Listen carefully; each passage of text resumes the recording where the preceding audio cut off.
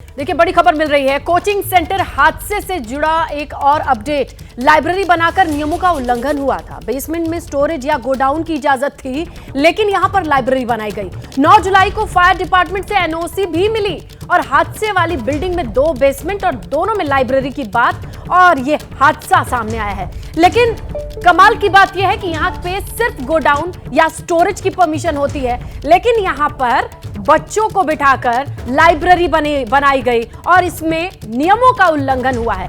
अव्वल तो यहाँ एनओसी फायर डिपार्टमेंट की ओर से भी मिलती है, जहां सिर्फ गोडाउन की इजाजत, स्टोरेज की इजाजत होती है, वहां पर बच्चों को बैठकर पढ़ने के लिए लाइब्रेरी बनाई गई।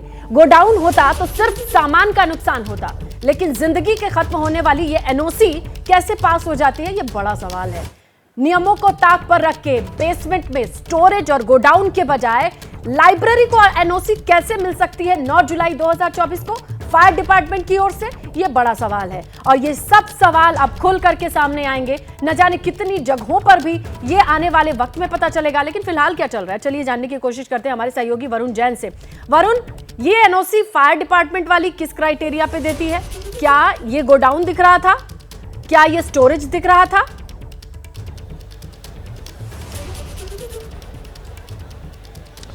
देखिए, बिल्कुल मैं इस समय जो घटनास्थल है उसी पर मौजूद हूं। अगर पहले आपको यहां की एक बार तस्वीरें दिखा दूं, आला अधिकारी और जो पैरामिलिट्री फोर्स है उसकी यहां पर तैनाती की गई है। उसकी वजह यह है के अंदर गुस्सा और आक्रोश है इस पूरी घटना को लेकर, क्योंकि जिस तरीके से लापरवाही बरती गई। जैसा कि एबीपी न्यूज ने बताया कि जो फायर और एमसीडी दोनों की जो एनओसी थी उसमें यह बात साफ लिखी है कि जो कोचिंग इंस्टीट्यूट का जो बेसमेंट है उसको एक स्टोरेज बनाने की इजाजत थी, यानी कि गोडाउन बनाया जा सकता था। लाइब्रेरी परमिशन मिलने के बाद बनाई गई है, तो आखिरकार क्यों एडमिनिस्ट्रेशन और जो कंसर्न अथॉरिटीज हैं और जो कंसर्न अथॉरिटीज हैं उनकी तरफ से इंस्पेक्शन किया गया। घर में एक ईंट लगती है एनओसी के लिए, आप जो चाहे फायर हो चाहे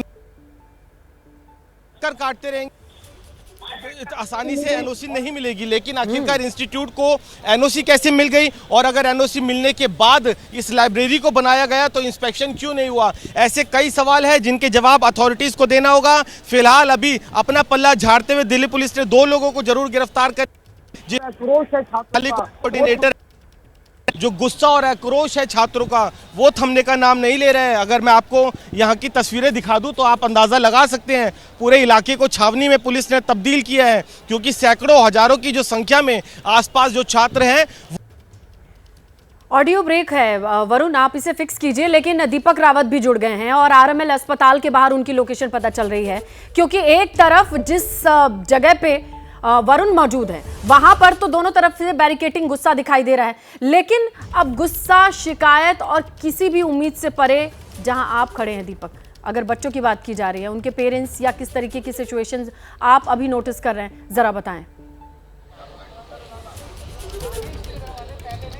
इस वक्त मैं आरएमएल अस्पताल में हूं और आरएमएल अस्पताल का जो एक गेट आपको दिख रहा है दरअसल मॉर्चरी का गेट है। और बताया ये जा रहा है कि जो 3 छात्र जिनकी डेथ हुई है उनके शवों को यहीं रखा गया है, पोस्टमार्टम किया जाना है और उसके बाद जो है उनके जो डेड बॉडी है उनके परिजनों को सुपुर्द कर दिया जाएगा।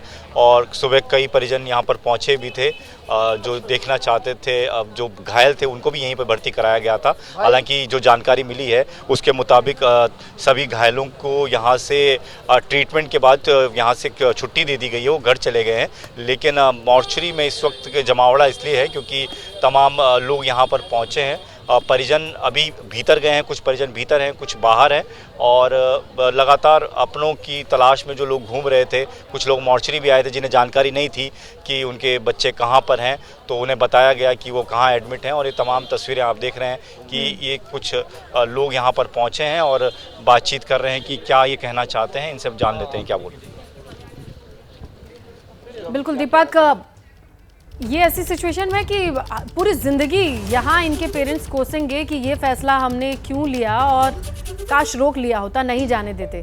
फिलहाल जो तस्वीरें हैं उन पर नजर बनी हुई है, लेकिन बड़ी खबर पर भी नजर बनी हुई है। आपको ये भी बताते चलें कि दिल्ली के ओल्ड राजेंद्र नगर के राउज आईएएस कोचिंग सेंटर में जो हुआ उसे हादसा नहीं, हत्या कहा जा रहा है, क्योंकि वहां लापरवाही बरती गई। नियमों को ताक पर रखा गया, जिसके बाद एक के एक जैसे सबूत सामने आ रहे हैं और जिस तरीके की कॉमन सेंस लगाने पे जो सीधी सीधी बातें सामने आ रही हैं वो हम आपको दिखाने जा रहे हैं। क्या है, देखिए, जो आप तस्वीर देख रहे हैं वो पहली तस्वीर 16 जुलाई 2023 यानी पिछले साल की है और दूसरी तस्वीर 27 जुलाई 2024 की है यानी कल की है। ये दोनों तस्वीरें बताने के लिए काफी हैं कि कोचिंग सेंटर में जो हुआ वो टाला जा सकता था, लापरवाही नहीं बरती जाती या फिर इंतजार नहीं किया जाए कि जब तक कि जान माल दोनों की हानि ना हो जाए हम कोई कदम उठाएंगे, तो पिछले साल ही बेसमेंट में पानी भरने के बाद समस्या का समाधान कर लिया जाता, समाधान किया ना जाता लेकिन इंसानों को ना भेजा जाता। शायद कल जो हुआ वो तस्वीरें नहीं आती अगर शासन, प्रशासन या फिर ये कोचिंग वाले ही सोचते कि जिंदगी कीमती है, बच्चे जहां पढ़ रहे हैं वो कीमती है, तो वक्त रहते इन इमारतों को नियमों की अनदेखी करके चलता है तो चलने दो वाली सिचुएशन में नहीं होते। ये हादसा नहीं होता, मोर्चरी के बाहर दीपक नहीं खड़े होते और मोर्चरी के बाहर वो पेरेंट्स नहीं खड़े होते जिन्हें पता ही नहीं कि उनका बच्चा मोर्चरी में है, अस्पताल में है या फिर हॉस्टल में है। ये तो सिचुएशन है। ये बेसमेंट है जहां पर पानी घुसा।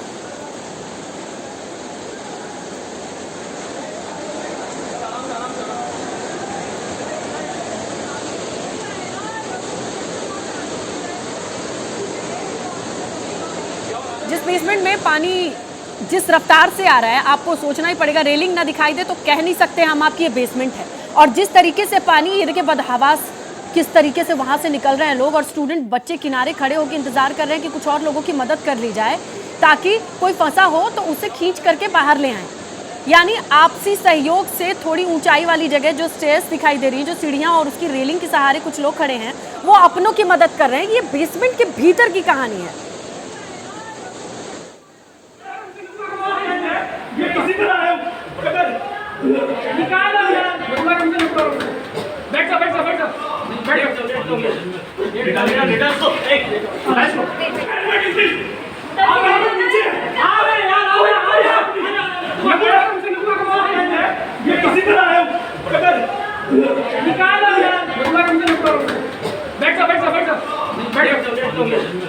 आप इनकी कन्वर्सेशन सुनेंगे, इनकी बातचीत सुनेंगे तो आपस में एक दूसरे को निकालने की कोशिश कर रहे हैं और जो निकल के आ रहा है उसको एकदम सदमा सा लगा है तो उसे बिठा भी रहे हैं, बैठ जाओ, सांस लो और सुरक्षित हो ये महसूस करो।